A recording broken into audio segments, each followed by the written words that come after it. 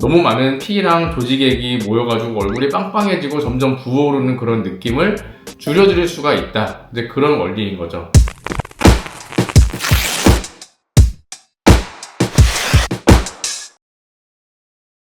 안녕하세요. 리페이스 치과병원 양악도사 김도서 원장입니다. 오늘은 붓기를 관리하는 측면에서 우리가 온찜질이랑 냉찜질을 할 수가 있는데요. 온찜질, 냉찜질이 어떻게 다른 것인지 설명드려 보도록 하겠습니다. 자, 우선 우리가 찜질하면은 이제 두 가지 종류가 있다는 걸 알 수가 있어요. 그게 바로 이제 온찜질, 그 다음에 냉찜질인데요. 온찜질은 이제 따뜻하게 하는 거고, 냉찜질은 차갑게 한다. 그 두 가지 차이는 분명히 알 수가 있겠죠. 냉찜질과 온찜질을 언제 어떻게 해야 되는지 그 용도에 따라서 굉장히 좀 약간 다른 결과가 나타날 수 있어가지고요. 양악수술 받으신 분들 그리고 안면윤곽 받으신 분들께서 좀 주의를 해야 될 것 같은데요. 이거를 혹시 혼동해가지고 잘못 사용하게 되면은 오히려 더 안 좋은 결과가 나올 수도 있어서 오늘 영상 꼭 집중해서 봐주시면 감사하겠습니다. 자, 우선 우리가 온찜질과 냉찜질을 하는 그 원리에 대해서 설명을 드릴 텐데요. 온찜질과 냉찜질은 결국에는 얼굴 바깥쪽에 수술한 부위에다가 차가운 걸 대거나 아니면 따뜻한 거를 대서 수술을 한 상처 부위의 혈류를 조절하겠다, 그런 의지가 있다고 볼 수 있는 거예요. 그러니까 쉽게 이야기해서 우리가 만약에 어딘가 넘어져가지고 꽝 부딪혀서 다쳤어. 그래서 막 멍도 들고 막 부어오르는 부분이 있다 그러면은 제일 먼저 하는 게, 옛날에 보면 뭐 드라마 같은 데서 계란으로 이렇게 얼굴을 막 문지르기도 하고 차가운 걸 대가지고 좀 차갑게 하면서 화끈거리고 부어오르려고 하는 그런 느낌을 가라앉히려고 노력을 하죠. 자, 그런 것처럼 이 온찜질, 냉찜질 중에서 이 냉찜질은 상처가 난 직후에 피들이 막 모이면서 외상이 일어난 부위에 치유 과정을 시작하려는 그런 움직임이 있거든요.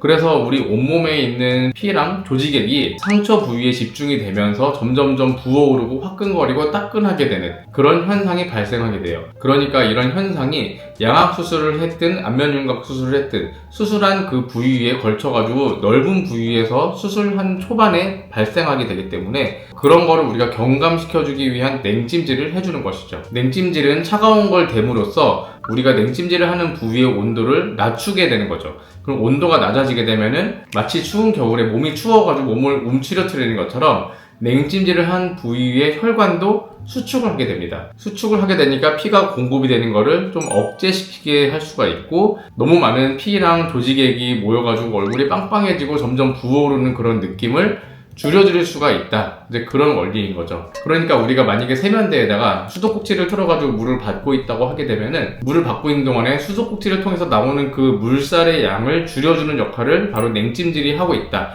이렇게 볼 수가 있겠죠. 그렇기 때문에 당연히 냉찜질은 수술하고 나서 초반에 해야 될까요? 아니면 나중에 해야 될까요? 초반에 해야 되겠죠. 그렇죠. 그래서 냉찜질은 수술한 초반에 해주는 게 정답이다, 이렇게 볼 수 있겠고, 보통 이렇게 치유 과정을 위해서 조직액이 모이는 그런 기간이 수술하고 나서부터 한 4, 5일 정도에 집중이 돼서 일어나요.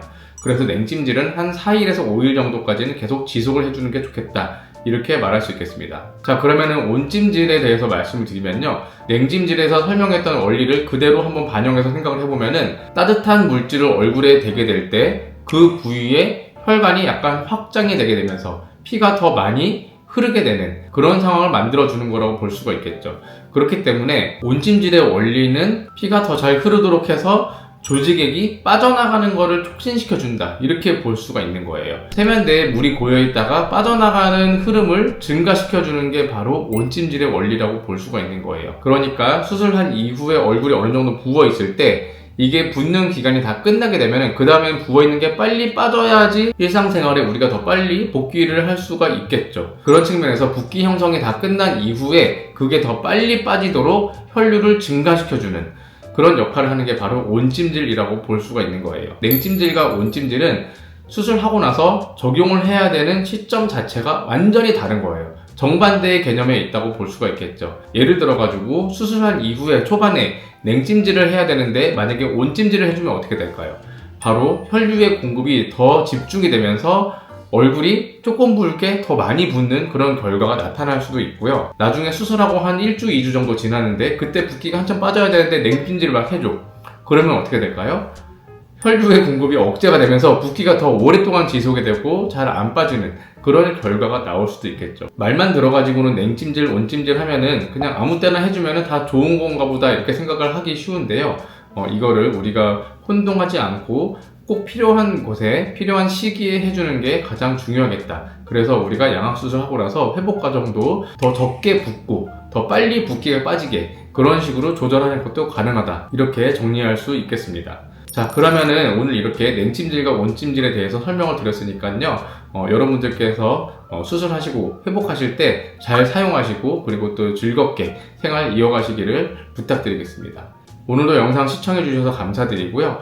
저는 그러면 다음에 또 더 유익한 영상으로 찾아뵙도록 하겠습니다. 감사합니다. 다 함께 리페이스.